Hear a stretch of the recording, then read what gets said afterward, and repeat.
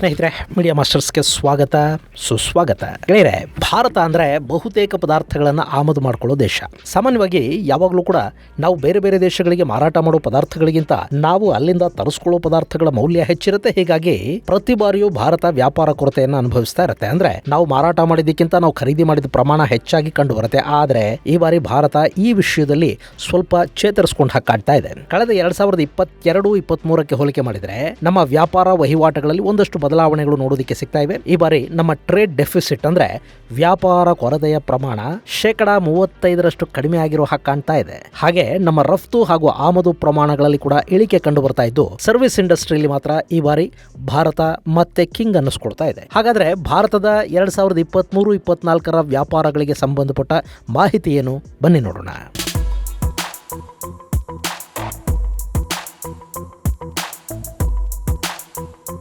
ಗೆಳೆಯರೆ, ನಮ್ಮಲ್ಲಿ ಪೆಟ್ರೋಲು, ಚಿನ್ನ, ಒಂದಷ್ಟು ರಾ ಮೆಟೀರಿಯಲ್ಗಳು ನಾವು ನಾನಾ ದೇಶಗಳಿಂದ ಆಮದು ಮಾಡ್ಕೊಳ್ತೀವಿ. ಹಾಗೆ ಸಂಸ್ಕರಿಸಿದ ತೈಲ, ಸಿದ್ಧಪಡಿಸಿದ ಆಭರಣಗಳು, ಆಹಾರ ಪದಾರ್ಥಗಳು, ಔಷಧಗಳು, ಮೆಷಿನರಿ ಮುಂತಾದವುಗಳನ್ನು ನಾವು ಬೇರೆ ದೇಶಗಳಿಗೆ ಮಾರಾಟ ಕೂಡ ಮಾಡ್ತೀವಿ. ಹಾಗೆ ಸರ್ವಿಸ್ ಇಂಡಸ್ಟ್ರಿಯ ವಿಷಯದಲ್ಲಿ ಭಾರತದ ಮೇಲೆ ಅಮೆರಿಕ ಸೇರಿದ ಹಾಗೆ ಜಗತ್ತಿನ ನಾನಾ ದೇಶಗಳು ಡಿಪೆಂಡ್ ಕೂಡ ಆಗಿವೆ. ಇನ್ನು ಕಳೆದ ವರ್ಷ ಅಂದ್ರೆ 2023-24ನೇ ಸಾಲು ಜಾಗತಿಕ ಯುದ್ಧಗಳ ವರ್ಷ.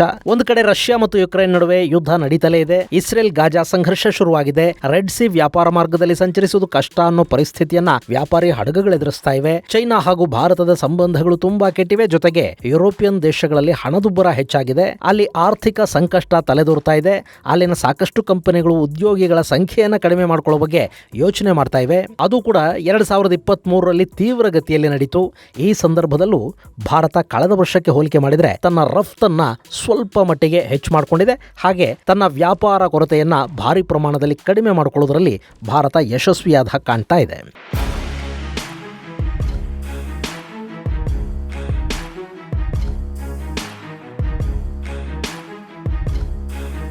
ಗೆಳೆಯರೆ, ಕಳೆದ ಸಾಲಿನಲ್ಲಿ ಅಂದರೆ 2022ರಲ್ಲಿ ಭಾರತದ ರಫ್ತು $776.4 ಬಿಲಿಯನ್ ನಷ್ಟಿತ್ತು. ಅದು 2023ರಲ್ಲಿ $776.68 ಬಿಲಿಯನ್ ಆಗಿದೆ.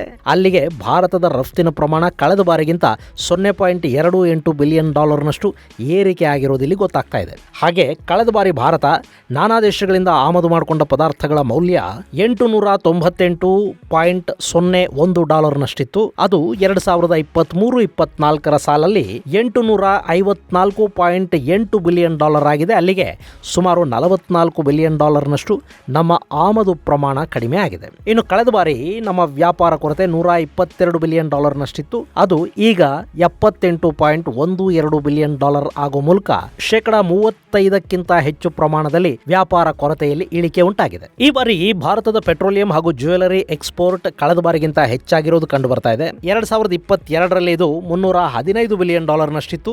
2023ರಲ್ಲಿ $320.21 ಬಿಲಿಯನ್ ಆಗೋ ಮೂಲಕ 1.45% ಏರಿಕೆಯನ್ನ ಇದು ದಾಖಲಿಸ್ತಾ ಇದೆ. ಹಾಗೆ ಈ ಬಾರಿ ಗಮನಾರ್ಹ ಅಂಶ ಅಂದ್ರೆ ಭಾರತದಿಂದ ನಾವು ರಫ್ತು ಮಾಡೋ ಪದಾರ್ಥಗಳ ಪೈಕಿ ಅತಿ ಹೆಚ್ಚು ಏರಿಕೆಯನ್ನ ದಾಖಲು ಮಾಡ್ತಾ ಇರೋದು ಎಲೆಕ್ಟ್ರಾನಿಕ್ ವಸ್ತುಗಳು. ಗೆಳೆಯರೆ, ಇಷ್ಟು ವರ್ಷ ಹೇಗಿತ್ತು ಅಂದ್ರೆ ನಾವು ನಮಗೆ ಬೇಕಾದ ಮೊಬೈಲ್ ಫೋನ್ಗಳಿಂದ ಹಿಡಿದು ಎಲ್ಲ ರೀತಿಯ ಎಲೆಕ್ಟ್ರಾನಿಕ್ ವಸ್ತುಗಳನ್ನ ಬಹುತೇಕ ಚೈನಾದಿಂದ ಇಂಪೋರ್ಟ್ ಮಾಡ್ಕೋತಾ ಇದ್ವಿ. ಆದ್ರೆ ಭಾರತ ಮೇಕ್ ಇನ್ ಇಂಡಿಯಾ ಅನ್ನೋದಕ್ಕೆ ಶುರು ಮಾಡಿದ ನಂತರ ಮೊಬೈಲ್ ಫೋನ್ ಮ್ಯಾನುಫ್ಯಾಕ್ಚರಿಂಗ್ ಹೆಸರಲ್ಲಿ ಇಲ್ಲಿ ಅಸೆಂಬ್ಲಿಂಗ್ ಶುರುವಾಯಿತು. ಆ ನಂತರ ಆಪಲ್ ನಂತಹ ಕಂಪನಿಗಳು ಭಾರತಕ್ಕೆ ಬಂದವು, ಇಲ್ಲಿ ಹೂಡಿಕೆ ಮಾಡಿದ್ವು. ಇಲ್ಲಿ ಆಪಲ್ ಫೋನ್ ತಯಾರಾಗೋದಕ್ಕೆ ಮತ್ತು ಇಲ್ಲಿಂದ ಬೇರೆ ದೇಶಗಳಿಗೆ ರಫ್ತಾಗೋದಕ್ಕೆ ಶುರುವಾಯಿತು. ಗೆಳೆಯರೆ, ಭಾರತ ಅನ್ನೋದು ವಿಶ್ವದ ದೊಡ್ಡ ಮಾರುಕಟ್ಟೆಗಳ ಪೈಕಿ ಒಂದು. ನಾವು ನಮಗೆ ಬೇಕಾದ ವಸ್ತುಗಳನ್ನ ನಾವೇ ತಯಾರು ಮಾಡಿಕೊಂಡ್ರೂ ಕೂಡ ನಮ್ಮ ಆಮದಿನ ಪ್ರಮಾಣ ಬಹುತೇಕ ಕಡಿಮೆ ಆಗುತ್ತೆ. ಆದ್ರೆ ಈಗ ಎಲೆಕ್ಟ್ರಾನಿಕ್ಸ್ ಅನ್ನ ನಾವು ನಮ್ಮ ಮಾರುಕಟ್ಟೆಯ ಜೊತೆಗೆ ಇಲ್ಲಿಂದ ರಫ್ತು ಕೂಡ ಮಾಡೋ ಪ್ರಯತ್ನ ನಡೀತಾ ಇದೆ. ಇದರ ಪರಿಣಾಮ ಅಂದ್ರೆ ಈ ಸಾಲಲ್ಲಿ ಎಲೆಕ್ಟ್ರಾನಿಕ್ ವಸ್ತುಗಳ ರಫ್ತು ಪ್ರಮಾಣದಲ್ಲಿ 23.64% ಏರಿಕೆ ಕಂಡು ಬರ್ತಾ ಇದೆ. 2022-23ರಲ್ಲಿ $23.55 ಬಿಲಿಯನ್ ನಷ್ಟಿದ್ದ ಎಲೆಕ್ಟ್ರಾನಿಕ್ ವಸ್ತುಗಳ ರಫ್ತು 2023-24ರ ಸಾಲಲ್ಲಿ $29.12 ಬಿಲಿಯನ್ ಏರಿಕೆ ಆಗಿದೆ. ಇನ್ನು ಭಾರತ ಜಾಗತಿಕ ಔಷಧ ಮಾರುಕಟ್ಟೆಯ ಅತಿದೊಡ್ಡ ಪ್ಲೇಯರ್. ಈ ವಿಷಯದಲ್ಲಿ ಜರ್ಮನಿ ಹಾಗೂ ಭಾರತದ ನಡುವೆ ಒಂದು ಕಾಂಪಿಟೇಷನ್ ಇದ್ದೇ ಇದೆ. ನಾವು ನಮಗೆ ಬೇಕಾದ ಬಹುತೇಕ API ಅಂದ್ರೆ ಆಕ್ಟಿವ್ ಫಾರ್ಮಾ ಇಂಗ್ರೀಡಿಯೆಂಟ್ಸ್ ಅನ್ನ ಚೈನಾದಿಂದ ಆಮದು ಮಾಡ್ಕೋತೀವಿ. ನಾವು ಔಷಧ ರಫ್ತು ಕ್ಷೇತ್ರದಲ್ಲಿ ದೊಡ್ಡ ಸಾಧನೆಯನ್ನ ಮಾಡ್ತಾ ಇರೋ ಹೊತ್ತಲ್ಲೂ ಕೂಡ ಅದಕ್ಕೆ ಬೇಕಾದ ರಾ ಮೆಟೀರಿಯಲ್ ವಿಷಯದಲ್ಲಿ ಸ್ವಾವಲಂಬನೆಯನ್ನ ಸಾಧಿಸುವುದಕ್ಕೆ ನಮಗಿನ್ನೂ ಸಾಧ್ಯ ಆಗಿಲ್ಲ. ಆದರೂ ಕೂಡ ನಮ್ಮ ಔಷಧಗಳ ರಫ್ತು ಕಳೆದ ಬಾರಿಗಿಂತ ಈ ಬಾರಿ 9.67% ಏರಿಕೆಯನ್ನು ದಾಖಲಿಸ್ತಾ ಇದೆ. ಔಷಧಗಳ ಮಾರಾಟ ಕಳೆದ ಸಾಲಲ್ಲಿ $25.39 ಬಿಲಿಯನ್ ನಷ್ಟಿತ್ತು. ಈ ಬಾರಿ ಅಂದರೆ 2023-24 ಸಾಲಲ್ಲಿ ಅದು $27.85 ಬಿಲಿಯನ್ ಅನ್ನು ತಲುಪ್ತಾ ಇದೆ.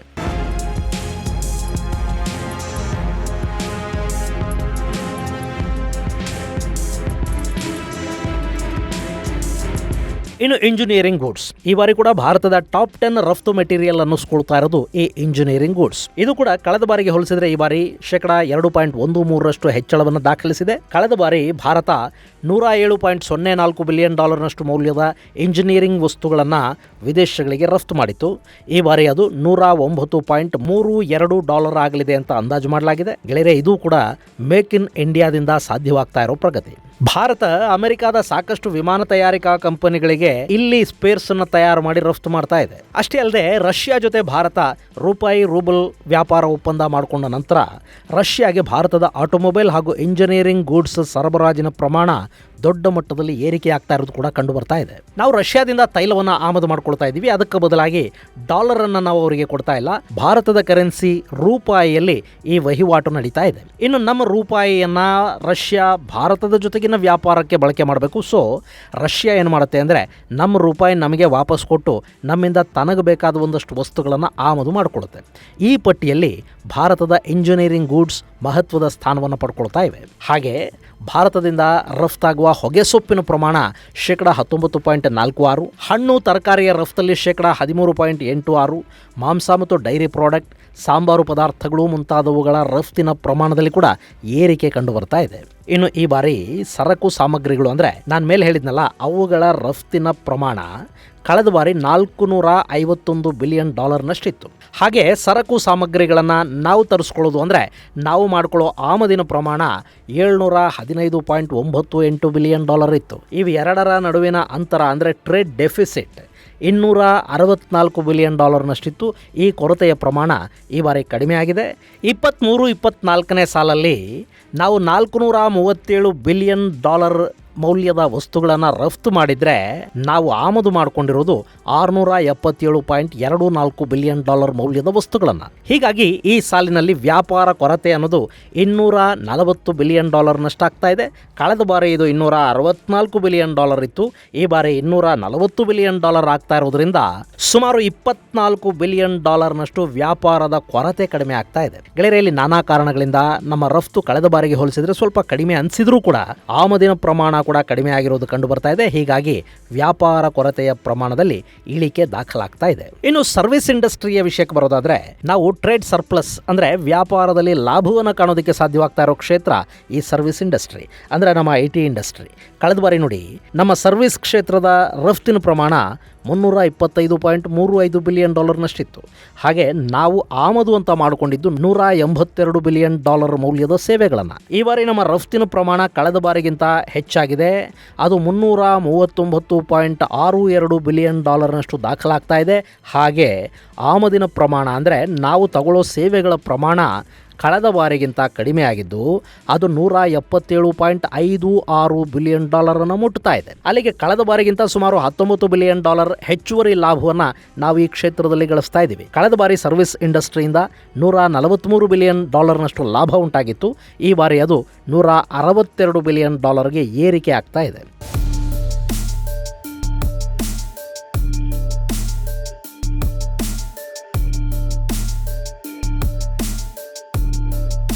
ಗೆಳೆಯರೆ, ಈ ಬಾರಿ ಭಾರತ ತನ್ನ ಸರಕುಗಳ ರಫ್ತಿನ ಪ್ರಮಾಣವನ್ನು ಕಳೆದ ಬಾರಿಗೆ ಹೋಲಿಸಿದರೆ ಗಣನೀಯ ಪ್ರಮಾಣದಲ್ಲಿ ಹೆಚ್ಚಿಸಿಕೊಳ್ಳೋದಕ್ಕೆ ಸಾಧ್ಯ ಆಗಿಲ್ಲ. ಅದಕ್ಕೆ ಜಾಗತಿಕ ಯುದ್ಧಗಳು, ಜಾಗತಿಕ ಆರ್ಥಿಕ ಪರಿಸ್ಥಿತಿಗಳು, ಕೆಂಪು ಸಮುದ್ರದ ಸಂಘರ್ಷ ಇವೆಲ್ಲ ಕಾರಣವಾಗಿರುವ ಸಾಧ್ಯತೆ ಇದೆ. ಆದರೂ ತನ್ನ ಆಮದು ಪ್ರಮಾಣ ಏನಿತ್ತು ಅದನ್ನು ಗಣನೀಯ ಪ್ರಮಾಣದಲ್ಲಿ ಕಡಿಮೆ ಮಾಡಿಕೊಳ್ಳೋದ್ರಲ್ಲಿ ಭಾರತ ಯಶಸ್ವಿಯಾಗಿರೋ ಹಾಗೆ ಕಾಣ್ತಾ ಇದೆ. ಅಂದರೆ ನಮಗೆ ಬೇಕಾದ ಬಹುತೇಕ ವಸ್ತುಗಳನ್ನು ನಾವು ನಮ್ಮಲ್ಲೇ ತಯಾರು ಮಾಡ್ಕೊಳ್ಳೋದ್ರಲ್ಲಿ ಒಂದು ಸ್ವಲ್ಪ ಸ್ವಾವಲಂಬನೆಯನ್ನು ಸಾಧಿಸುವತ್ತ ಹೆಜ್ಜೆ ಇಡ್ತಾ ಇದ್ದೀವಿ. ನಮ್ಮ ಮಾರುಕಟ್ಟೆಗೆ ಬೇಕಾದ ವಸ್ತುಗಳಿಗಾಗಿ ವಿದೇಶಗಳ ಕಡೆಗೆ ನೋಡೋದು ಕಡಿಮೆ ಆದರೆ ಸಹಜವಾಗಿ ನಮ್ಮ ಆಮದು ಪ್ರಮಾಣ ಕಡಿಮೆ ಆಗಿ ವ್ಯಾಪಾರದ ಕೊರತೆ ಕೂಡ ಕಡಿಮೆ ಆಗೋದಕ್ಕೆ ಸಾಧ್ಯ ಆಗುತ್ತೆ. ಈ ಸಾಲಲ್ಲಿ ಅಂದರೆ 2023-24ರಲ್ಲಿ ಅದನ್ನು ಸಾಧಿಸುವತ್ತ ಭಾರತ ದೊಡ್ಡ ಹೆಜ್ಜೆಗಳನ್ನು ಇಡ್ತಾ ಇರೋದು ಕಾಣ್ತಾ ಇದೆ. ಅಂದಹಾಗೆ 2021ರಲ್ಲಿ ಭಾರತದ ಆಮದು ಮತ್ತು ರಫ್ತಿನ ನಡುವೆ ಇದ್ದ ಅಂತರ $191 ಬಿಲಿಯನ್. ಅದು ಕಳೆದ ವರ್ಷಕ್ಕೆ $122 ಬಿಲಿಯನ್ ಇಳಿಕೆಯಾಗಿತ್ತು.